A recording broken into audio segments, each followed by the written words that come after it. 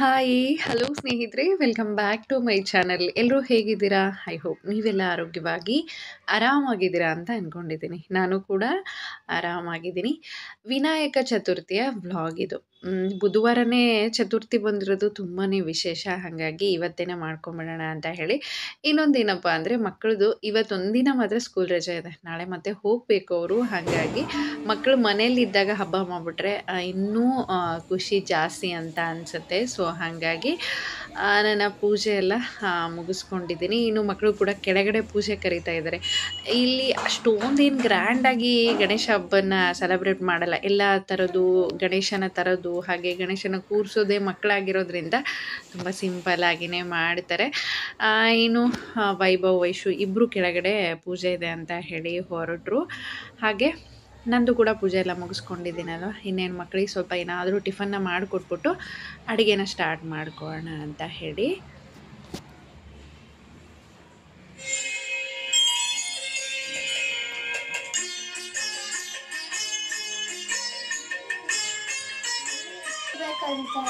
ಯಾಕ ಮಕ್ಕಳ ಟಿಫನ್ಗೋಸ್ಕರ ರಾಗಿ ಶಾವಿಗೆ ಉಪ್ಮಾ ಮಾಡೋಣ ಅಂತ ಹೇಳಿ ಮಕ್ಕಳಿಗೆ ಟಿಫನ್ನ ತಿನ್ನಿಸ್ಬಿಟ್ಟು ಕೆಳಗಡೆ ಕಳಿಸಿದ್ರೆ ಅವರು ಆಟ ಆಡ್ತಾ ಇರ್ತಾರೆ. ನಾನು ಕೂಡ ನಿಧಾನವಾಗಿ ಕೆಲಸ ಮಾಡ್ಕೊಳ್ಳೋದಕ್ಕೆ ಅನುಕೂಲ ಆಗುತ್ತೆ ಅಂತ ಹೇಳಿ. ಇಲ್ಲಾಂದರೆ ಏನು ಮಾಡ್ತಾನೆ ವೈಭವ್ ಅಂದರೆ ಸುಮ್ಮನೆ ಪದೇ ಪದೇ ಬರ್ತಾನೆ ಇರ್ತಾನೆ, ನನಗದು ಬೇಕು ಇದು ಬೇಕು ಅಂತ ಹೇಳಿ. ಅದು ತಿಂತಾನೋ ಇಲ್ಲೋ ಗೊತ್ತಿಲ್ಲ, ಬಟ್ ಕೇಳೋದಂತೂ ಕೇಳ್ತಾ ಇರ್ತಾನೆ. ಸೊ ಹಾಗಾಗಿ ಇನ್ನು ಸ್ವಲ್ಪ ವೆಜಿಟೇಬಲ್ ಎಲ್ಲ ತರಿಸ್ಕೊಂಡಿದ್ದೆ. ಇವತ್ತು ಚಪಾತಿ, ಹೀರೆಕಾಯಿ ಪಲ್ಯ, ಕರಿಗಡುಬು, ಪುಳಿಯೋಗರೆ, ಅನ್ನ ಸಾರು ಮಾಡ್ಕೊಳ್ತಿದ್ದೀನಿ. ಚಪಾತಿ ಜೊತೆ ಬದನೆಕಾಯಿ ಪಲ್ಯ ಮಾಡ್ಕೊಳ್ಳೋಣ ಅಂತ ಅಂದ್ಕೊಂಡಿದ್ದೆ. ಸಿಗಲೇ ಇಲ್ಲ. ಸಾಯಂಕಾಲ ಹೋಗಿರೋದ್ರಿಂದ ವೆಜಿಟೇಬಲ್ ಎಲ್ಲ ಖಾಲಿಯಾಗಿ ಹೋಗಿತ್ತು. ಇರೋದ್ರಲ್ಲೇ ಇದೇ ಫ್ರೆಶ್ ಆಗಿದೆ ಅಂತ ಹೇಳ್ಬಿಟ್ಟು ಹೀರೆಕಾಯಿನೇ ತೊಗೊಂಡು ಬಂದಿದ್ದಾರೆ. ಸೊ ಅದನ್ನೇ ಮಾಡ್ಕೋಬೇಕು. ಈ ಯಾವುದೇ ದಿನ ಬದಲಾವಣೆ ಇಲ್ಲ. ಇವತ್ತು ಹಬ್ಬ ಅಲ್ಲ, ಸ್ವಲ್ಪ ಬದಲಾವಣೆ ಮಾಡ್ಕೊಳ್ಳೋಣ ಅಂತ ಹೇಳ್ಬಿಟ್ಟು ಅಂದ್ಕೊಂಡಿದ್ದೆ. ಬಟ್ ಇವತ್ತು ಕೂಡ ಚಪಾತಿ ಹಾಗೆ ಹೀರೆಕಾಯಿ ಪಲ್ಯನೇ ಕಾಂಬಿನೇಷನ್ ಆಗ್ತಿದೆ. ಇನ್ನು ಕರಿಗಡುಬಿಗೋಸ್ಕರ ನಾನಿಲ್ಲಿ ಬೇಳೆನ ಬೇಯೋದಕ್ಕೆ ಇಡ್ತಿದ್ದೀನಿ. ವೈಭವ್ ಯಾವಾಗಲೂ ಕೇಳ್ತಿರ್ತಾನೆ, ಅಮ್ಮ ಎಲ್ಲರೂ ಗಣೇಶನ ಕೂರಿಸ್ತಾರೆ, ನಾವು ಯಾಕೆ ಕೂರಿಸ್ತಾ ಇಲ್ಲ, ನಾವು ಕೂರಿಸೋಣ ಅಂತ ಹೇಳಿ. ಲಾಸ್ಟ್ ಇಯರಿಂದ ಅದು ಕೇಳ್ತಾನೆ ಇದ್ದಾರೆ. ಸೊ ನನಗೆ ಕೆಲವೊಂದಿಷ್ಟು ಕನ್ಫ್ಯೂಷನ್, ಇಷ್ಟು ವರ್ಷ ನಾವು ಮಾಡಿಲ್ಲ, ಮಾಡ್ಬೋದಾ, ಕೂರಿಸ್ಬೋದಾ, ಅದ್ರ ಬಗ್ಗೆ ಸರಿಯಾಗಿ ಏನೂ ಗೊತ್ತೇ ಇಲ್ಲ.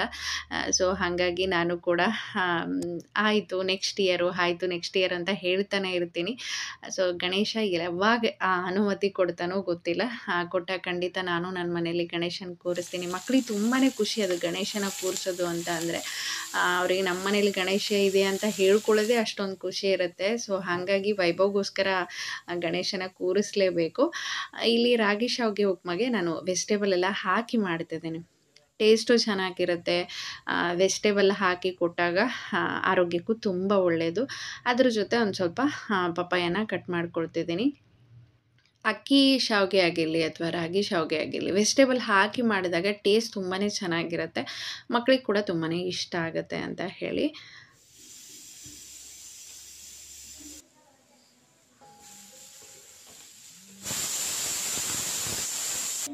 ಯಾವಾಗ ಬರ್ತಾರ? ಮತ್ತೆ ಪ್ರಸಾದ ಎಲ್ಲ ಯಾರು ಮಾಡಿರೋದು? ಮಮ್ಮಿ ದೊಡ್ಡ ಇರ್ತಾವ, ಹೋಲಾಗಿರ್ತಾವ. ಓ ಇದು ಸೋಯಾಬೀನಾ? ಬ್ರೌನ್ ಕಲರ್ ಪೆನ್ ತಗೊಂಬಂದಿದ್ದಾನೆ, ಅದನ್ನ ದೊಡ್ಡ ಸೋಯಾ ಮಾಡ್ತಿದ್ದಾರಾ? ಸೋಯಾ ಪಲಾವ? ಸೋಯಾ ಅಂತ ಹೇಳಕ್ ಬರಲ್ಲೇನು? ಅದು ಮಾ ಅಂತ ಒಂದೇ ಸವನ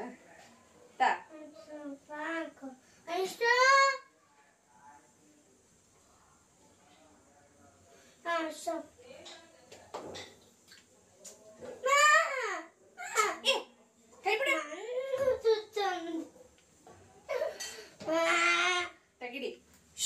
ಪುಡಿ ಇಲ್ಲಿ ಹಿಡಿಯೋ ಹಾಕ್ತೀನಿ. ಫಸ್ಟ್ ಹಾಕ್ತೀನಿ, ಹಿಡ್ಕ. ಪುಡಿ ಏನ್ ಪಲಾವ್? ಇದು ಪುಳಿಯೋಗರೆ. ಅವನೇನು ಸೋಯಾಬೀನ್ ಪಲಾವ್ ಅಂತ ಹೇಳಿದ್ನಲ್ಲ. ದಾಸ್ ಎಕರ್ಲಾಡಿ ಅದ್ರ ಹೆಸರು ಹೇಳೋದ. ಪುಳಿಯೋಗರೆನಾ?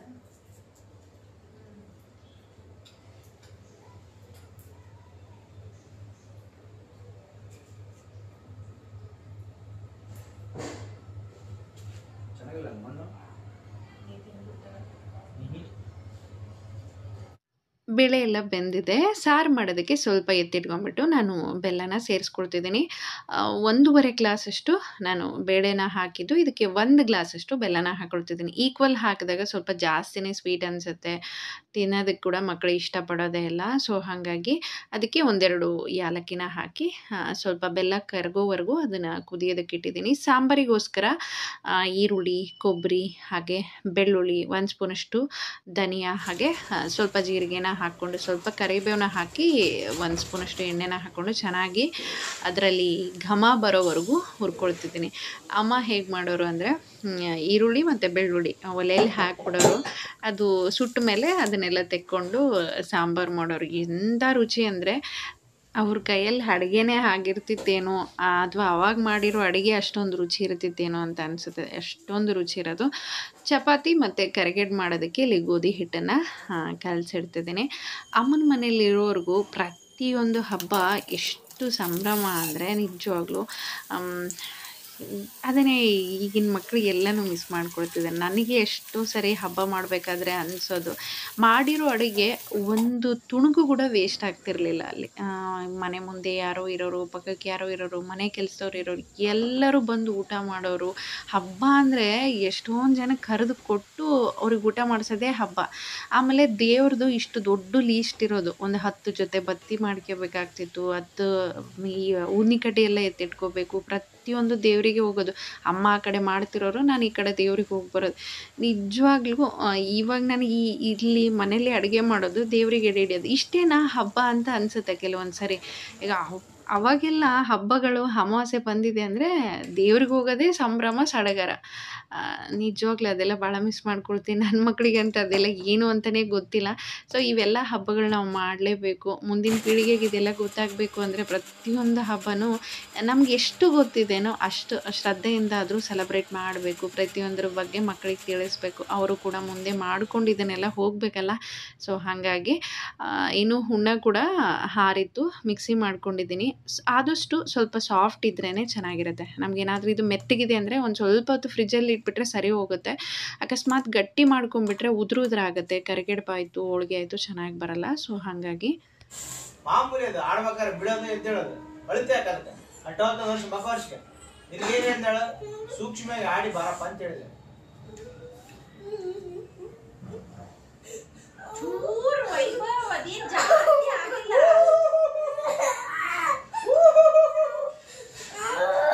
ಸ್ವಲ್ಪ ತಡಕ್ ಮಾ ಅದು ಇಷ್ಟೇ ಆಗಿಲ್ಲ. ಮ್ಯಾಟ್ ಎಲ್ಲ ತಡಿಯೋ.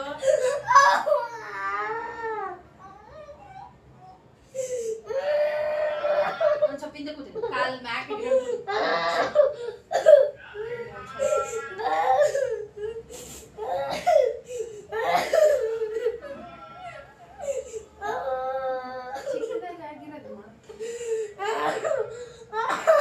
ಇದಕ್ಕಿಂತ ದೊಡ್ಡ ಹೋದ್ರೆ ಏನಾಗಲ್ಲ ಅವನಿಗೆ ಟೈಗರ್ ಅಂತ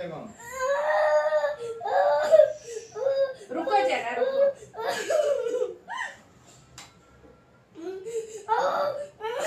ನಾನು ಅವ್ನಿಗೆ ಹೋಗಬೇಕಾದ್ರೇ ಸುಮಾರು ಸರಿ ಹೇಳಿರ್ತೀನಿ, ನೋಡು ನಿಧಾನವಾಗಿ ಆಟ ಆಡು, ಬೀಳ್ಬೇಡ, ಅಳಬೇಡ, ಪಾಪ ಇದ್ದಾರೆ ಬೈತಿರ್ತಾರೆ ಅಂತ ಹೇಳಿ. ಯಾಕಂದರೆ ಕೆಳಗಡೆ ಹೋಗಿದ್ದಾನಂದರೆ ಗಾಯ ಮಾಡ್ಕೊಳ್ಳೋದೇ ಬರೋದೇ ಇಲ್ಲ.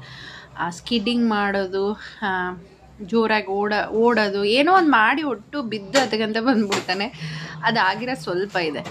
ಕೆಲವೊಂದು ಸರಿ ಏನಾಗುತ್ತೆ ಅಂದರೆ ಭಯದಿಂದಾದರೂ ಹಳೋದನ್ನು ಸ್ಟಾಪ್ ಮಾಡ್ಕೊಂಡಿರ್ತಾನೆ. ಎಷ್ಟೊಂದು ದೊಡ್ಡ ದೊಡ್ಡ ಗಾಯ ಆಗಿರುತ್ತೆ, ಮೊಣಕಾಲೆಲ್ಲ ಕಿತ್ಕೊಂಬಂದಿರ್ತಾನೆ, ಅಳೋದೇ ಇಲ್ಲ. ಇವತ್ತು ಎಷ್ಟೊಂದು ಜೋರಾಗಿ ಹತ್ತು ತಾನೇ ಸಮಾಧಾನ ಮಾಡಿಕೊಂಡು ಹೊರಟ ಅವನು. ಮಕ್ಕಳೆಲ್ಲ ಕೆಳಗಡೆ ಆಟ ಆಡ್ತಿರೋದನ್ನು ನೋಡಿ ಇನ್ನು ನಾನಿಲ್ಲಿ ಸಾಂಬಾರನ್ನ ಮಾಡ್ಕೊಳ್ತಿದ್ದೀನಿ.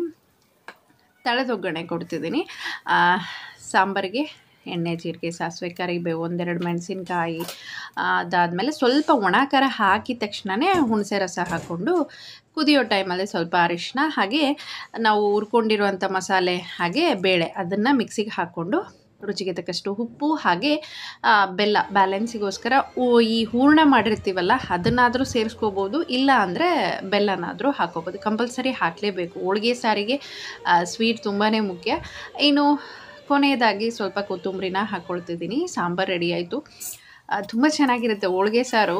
ಅದೇ ಇವತ್ತು ತಿನ್ನೋದಕ್ಕಿಂತ ಅದು ನಾಳೆ ತಿಂದರೆ ಇನ್ನೂ ರುಚಿಯಾಗಿರುತ್ತೆ. ಪ್ರಸಾದಕ್ಕೋಸ್ಕರ ನಾನಿಲ್ಲಿ ಪುಳಿಯೋಗರೆ ಮಾಡ್ಕೊಳ್ತಿದ್ದೀನಿ. ಸ್ವಲ್ಪ ಗೊಜ್ಜನ್ನೆಲ್ಲ ಮಾಡಿಕೊಂಡು ನಾರ್ಮಲ್ ಹಾಕಿ ಪೌಡ್ರ್ ಕಲಸಿ ಮಾಡಿಬಿಟ್ರೆ ಅಷ್ಟೊಂದು ಇಷ್ಟನೂ ಪಡಲ್ಲ, ತಿನ್ನೋದು ಇಲ್ಲ. ಸೊ ಹಾಗಾಗಿ ಈ ಥರ ಗೊಜ್ಜು ಮಾಡಿ ಅನ್ನ ಕಲಿಸ್ಕೊಂಡ್ರೆ ಎಲ್ರಿಗೂ ಇಷ್ಟ ಆಗುತ್ತೆ ಅಂತ ಹೇಳ್ಬಿಟ್ಟು, ಚಿತ್ರಾನ್ನ ಆದರೂ ಆಗಿರಲಿ ಅಥವಾ ಪುಳಿಯೋಗರೆ ಎರಡರಲ್ಲಿ ಒಂದು ಮಾಡಿದರೆ ತಿನ್ನೋದಕ್ಕೂ ಚೆನ್ನಾಗಿರುತ್ತೆ, ಮಕ್ಕಳು ಖುಷಿಯಿಂದ ತಿಂತಾರೆ ಅಂತ ಹೇಳಿ. ಬಟ್ ಇಷ್ಟೆಲ್ಲ ತಿಂತಾರೆ ಖುಷಿಯಿಂದ ಅಂತಲೇ ಮಾಡಿರ್ತೀನಿ. ಬಟ್ ತಿನ್ನೋ ಟೈಮಲ್ಲಿ ತುಂಬಾ ಸತಾಯಿಸ್ತಿರ್ತಾರೆ, ಅದು ಬೇಡ ಇದು ಬೇಡ ಅಂತ ಹೇಳ್ತಾನೆ ಇರ್ತಾರೆ.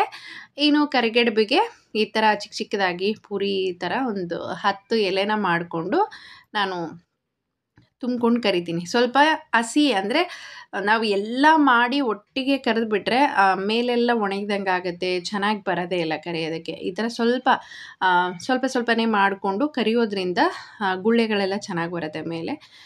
ಇನ್ನು ಫ್ರಿಜ್ಜಲ್ಲಿ ಇಟ್ಟಿರೋದ್ರಿಂದ ಸ್ವಲ್ಪ ಗಟ್ಟಿನೇ ಆಗಿದೆ ಉಣ್ಣ. ಚೆನ್ನಾಗಿ ಈ ಥರ ತುಂಬಿಕೊಂಡು ನಾವು ಮುರುಗೆ ಹಾಕೋದ್ರಿಂದ ಎಣ್ಣೆ ತುಂಬ ಕ್ಲೀನಾಗಿರುತ್ತೆ. ಎಷ್ಟೇ ಹೊತ್ತಿದ್ರೂ ನಾವು ಬಾಯಿನ ಕೆಲವೊಂದು ಸರಿ ಎಣ್ಣೆಲಿ ಹಾಕಿದ ತಕ್ಷಣ ಓಪನ್ ಆಗುತ್ತೆ ಕರಿಗಡುಬು. ಸೊ ಆ ಥರ ಆಗಬಾರ್ದು ಅಂದರೆ ಈ ಥರ ಮುರುಗೆ ಹಾಕಬೇಕು, ನೋಡೋದಕ್ಕೂ ಚೆನ್ನಾಗಿರುತ್ತೆ, ಮಕ್ಳಿಗೆ ಕೂಡ ಇಷ್ಟ ಆಗುತ್ತೆ. ಈ ಥರ ಇದ್ದಾಗ ಸುಮ್ಮನೆ ತೊಗೊಂಡು ಓಡಾಡ್ತಾನಾದರೂ ತಿಂತಾರೆ, ಇದನ್ನೆಲ್ಲ ಹೇಗೆ ಮಾಡಿರೋ ಅನ್ನೋ ಕ್ಯೂರಿಯಾಸಿಟಿಗಾದರೂ ತೊಗೊಂಡು ತಿಂತಾರೆ ಅಂತ ಹೇಳಿ. ಇನ್ನು ಈ ಥರ ಎಲ್ಲನೂ ಮುರುಗಿ ಹಾಕಿ 2 3 ಹಾಕಿ ನಾನು ಎತ್ತಿಟ್ಕೊಳ್ತಿದ್ದೀನಿ. ಇದು ನನಗೆ ನಮ್ಮ ಅಜ್ಜಿ, ನಮ್ಮ ಅಮ್ಮನ ತಾಯಿ, ನಾವು ಚಿಕ್ಕವ್ರು ಇರಬೇಕಾದ್ರೆ ಹಾಲಿಡೇಸಲ್ಲೆಲ್ಲ ಊರಿಗೆ ಹೋಗ್ತಿದ್ವಿ. ಆ ಟೈಮಲ್ಲಿ ಕರ್ಜಿಕಾಯಿ ಮಾಡೋರು, ಅವಾಗ ನಮ್ಗೆ ಇದನ್ನು ಹೇಳ್ಕೊಟ್ಟಿದ್ದು. ಸೊ ಅವಾಗಿಂದ ಯಾವಾಗೇ ಕರಿಗಡುಬು ಮಾಡಲಿ ಅಥವಾ ಕರ್ಜಿಕಾಯಿ ಮಾಡಲಿ ನಾನು ಅದನ್ನು ಅದೇ ಥರ ಮುರುಗಿ ಹಾಕಿನೇ ಮಾಡ್ತೀನಿ. ಸ್ವಲ್ಪ ಹಿಟ್ಟು ಮಿಕ್ಕಿತ್ತು ಅಂತ ಹೇಳ್ಬಿಟ್ಟು ಪೂರಿ ಮಾಡ್ಕೊಳ್ತಿದ್ದೀನಿ. ಎಕ್ಸ್ಟ್ರಾ ಮಾಡಿದರೂ ಕೂಡ ಕಷ್ಟ, ಏನು ಮಾಡೋದು.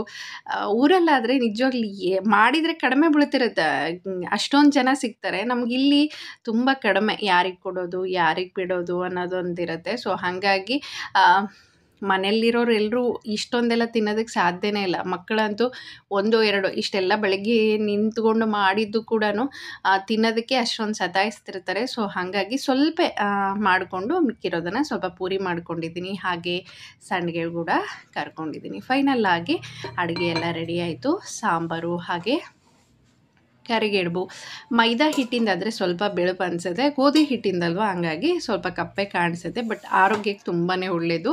ವೈಟ್ ರೈಸು ಹಾಗೆ ಪುಳಿಯೋಗರೆ, ಚಪಾತಿ ಮತ್ತು ಒಂದು ಸ್ವಲ್ಪ ಪೂರಿ ಮಾಡ್ಕೊಂಡಿದ್ದೆ, ಅದಕ್ಕೆ ಕಾಂಬಿನೇಷನ್ ಆಗಿ ಹೀರೆಕಾಯಿ ಪಲ್ಯ, ಹಾಗೆ ದೇವ್ರ ಪ್ರಸಾದ ಕೂಡ ಬಂದಿದೆ ಮನೆಗೆ. ಇನ್ನು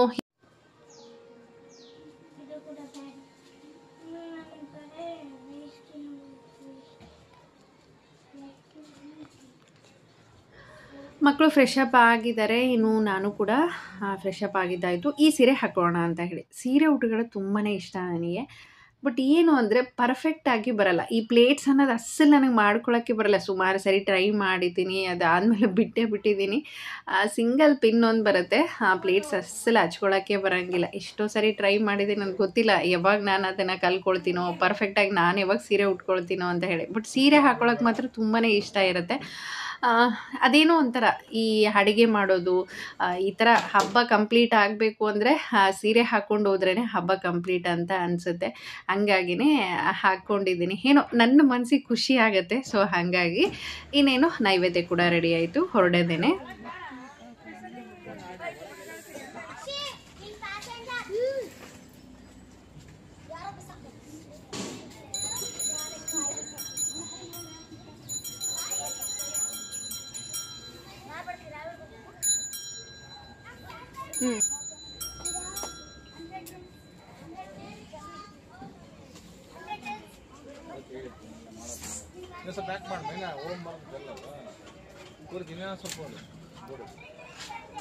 ಗಣೇಶನ ಮುಂದೆ ಇರೋದೆಲ್ಲ ಅಲ್ಲಿ ಓಡಾಡೋದು, ಪೂಜೆ ಮಾಡೋದು, ಮಂಗಳಾರತಿ ಮಾಡೋದು ಎಲ್ಲ ಮಕ್ಕಳೇ.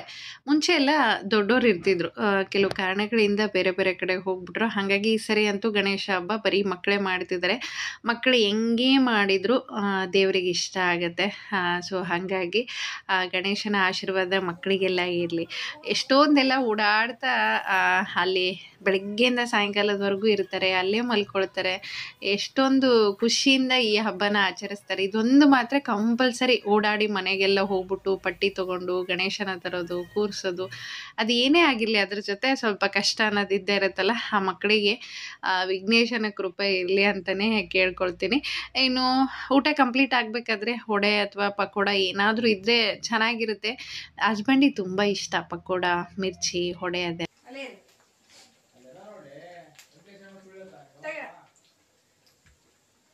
ಒಂದೇ ಆಗಲ್ಲಮ್ಮ, 2 ಇಡು. ತಗೋ ಪ್ಲೇಟು.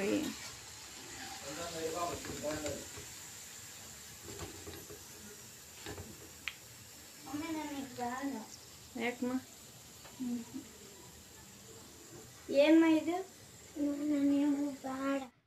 ಸರಳವಾಗಿ ಸಿಂಪಲ್ಲಾಗಿ ವಿನಾಯಕ ಚೌತಿನ ಈ ಥರ ಮಾಡಿ ಮುಗಿಸ್ದೆ. ಇನ್ನು ಮಕ್ಕಳ ಜೊತೆ ಕೂತ್ಕೊಂಡು ಊಟ ಮಾಡೋದೇನೆ ಇವತ್ತಿನ ಈ ವ್ಲಾಗು. ಖಂಡಿತ ನಿಮಗೆಲ್ಲ ಇಷ್ಟ ಆಗಿದೆ ಅಂತಲೇ ಅಂದ್ಕೊಳ್ತೀನಿ. ಯಾರ್ಯಾರೆಲ್ಲ ಸಬ್ಸ್ಕ್ರೈಬ್ ಮಾಡದೆ ನೋಡ್ತಿದ್ದೀರಾ ಪ್ಲೀಸ್ ಸಬ್ಸ್ಕ್ರೈಬ್ ಮಾಡಿ, ಹಾಗೆ ಕಾಮೆಂಟ್ ಮಾಡಿ ಅಂತ ಹೇಳ್ತಾ ಸಿಗೋಣ ಮುಂದಿನ ವಿಡಿಯೋದಲ್ಲಿ.